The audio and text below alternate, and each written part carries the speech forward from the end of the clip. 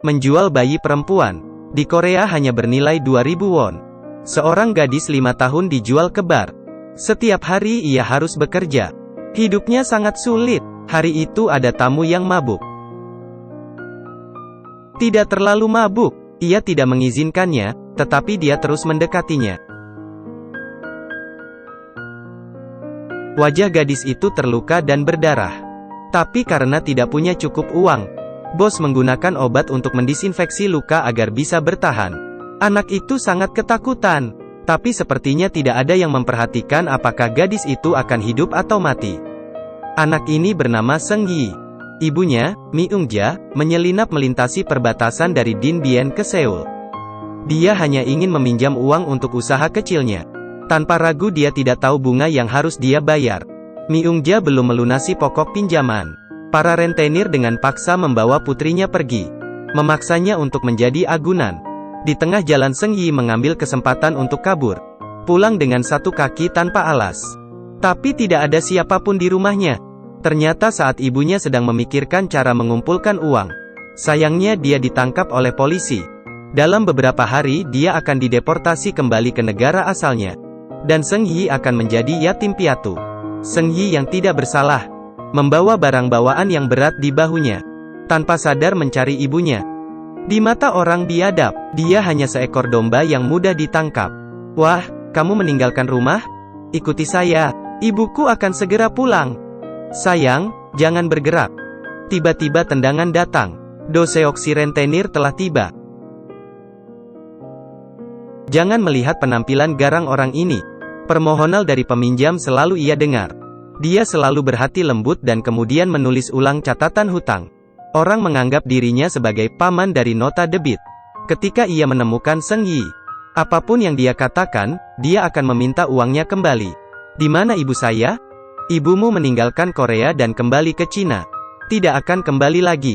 Kamu pembohong. Saya ingin tinggal dengan ibu saya. Mi Eung-ja berada di kondisi yang sulit. Memohon Do Seok untuk menjaga Seung Yi selama beberapa hari. Kemudian kerabat jauhnya di Korea akan datang untuk menebus Seung Yi. Setelah mendengar hal itu, Do Seok merasa lebih lega. Bagaimanapun, saudaranya Jong Bae selalu mengeluh. Ia selalu mengatakan tidak ada uang. Dan mereka harus membesarkan satu gadis lagi. Tapi Seung Yi benar-benar patuh dan pandai. Rumah berantakan kedua orang ini dibersihkan olehnya. Do Seok memberikan nama panggilan untuk Seung Yi. Dia dipanggil pion. Apa yang dimaksud dengan pion? Benjolan kemudian, utang itu berharga. Dalam bahasa Korea, benjolan, dan nanti utang, dan harta adalah homofon. Jadi saya harta berhargamu, bukan? Benar. Dia sangat bahagia. Juga dengan lembut memanggilnya, paman nota debit.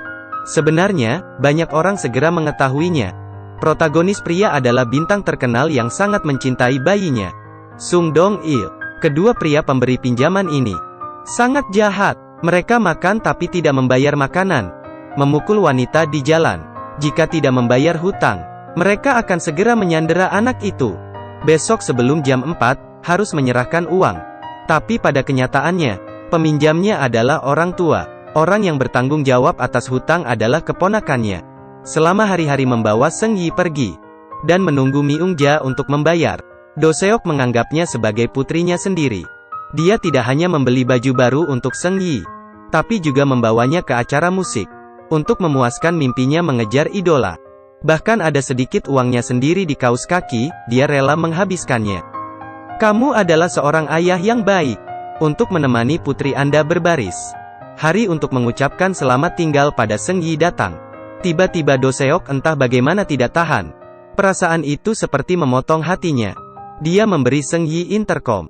Mengatakan padanya untuk meneleponnya jika ada yang tidak beres. Berbalik, dia mengeluarkan hadiah lain. Apa itu mesin CD? Untuk mendengar, bukan? Tapi tiba-tiba 10 hari berlalu. Belum ada kabar dari Seung Yi. Do Seok mengatakan dia tidak peduli. Tapi diam-diam mengirim pesan suara ke Seung Yi. Pion saya. Ini Paman Do Seok. Kamu tidak merindukan saya? Do Seok tidak bisa menunggu lebih lama lagi.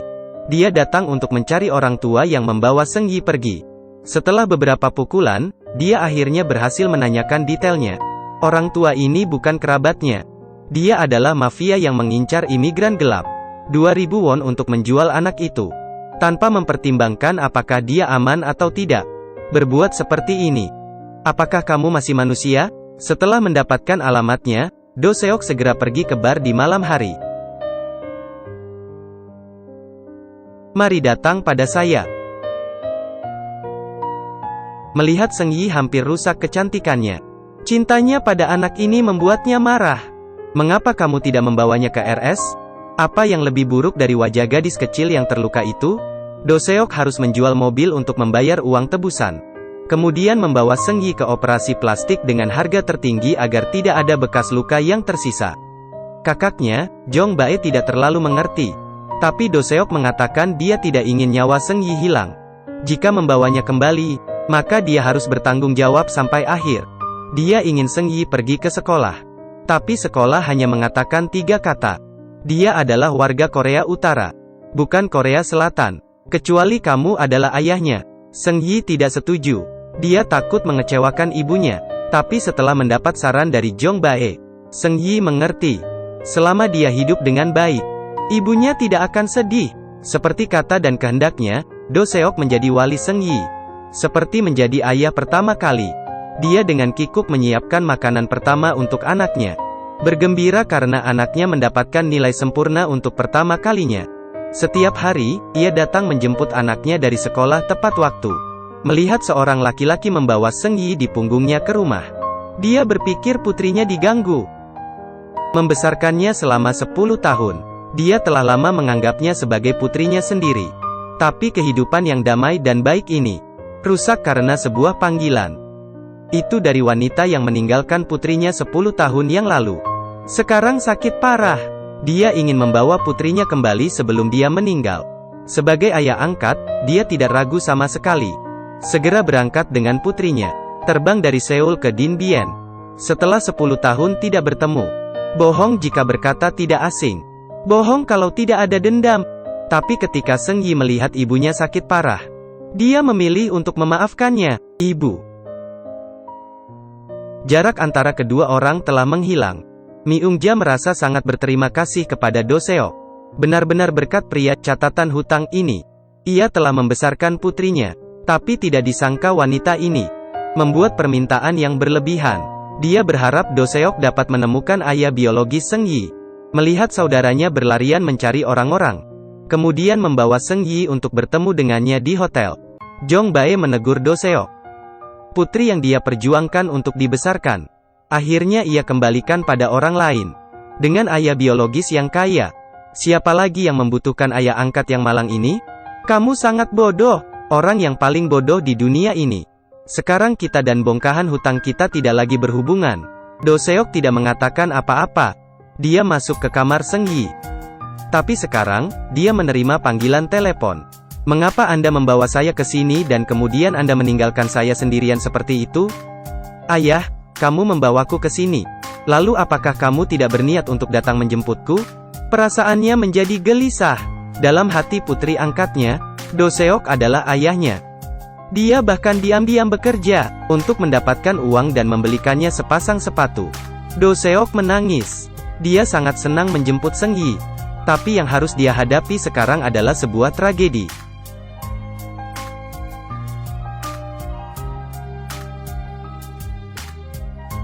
Setelah insiden itu, Do Seok menghilang. Seng Yi telah mencarinya selama lebih dari 10 tahun. Tetapi polisi masih tidak dapat menemukan informasi apapun. Sampai suatu hari, Seng Yi melihat iklan dengan homonim di pinggir jalan. Hatinya bergetar. Maukah Anda membantu saya menggunakan nama Paman Pencatat Hutang untuk melakukan pencarian nasional lagi? Seperti dugaannya, di Institut Kesejahteraan Magiatruan, ada seorang pasien bernama Paman Pencatat Hutang. Ternyata di malam 10 tahun yang lalu, ketika Do Seok dibawa ke ruang gawat darurat, dia dalam keadaan koma, hanya menggumamkan debt collector dan pion. Rumah sakit hanya bisa menamainya setelah itu. Do Seok berambut putih melihat ke depan. Seng Yi dan Jong Bae tidak bisa menahan tangisannya. Aku adalah pion. Saya adalah putrimu. Apakah kamu mengenaliku? Mendengar kalimat ini, Do Seok mengeluarkan pemutar musik lamanya. Ternyata semua tentang putrinya. Dia selalu ingat setumpuk hutang. Paman, tidak apa-apa, Anda akan segera mengingat semuanya. Mulai hari ini, Anda akan menjadi pion saya. Sampai kamu ingat, Anda tidak diizinkan untuk meninggalkan saya, Anda mengerti? Ini yang disebut cinta. Tidak memiliki batas, tidak ada garis keturunan. Cinta seorang ayah yang hangat dan tahu bagaimana bergantung satu sama lain dalam hidup adalah hal yang penting dalam film Pion untuk menyentuh emosi penonton.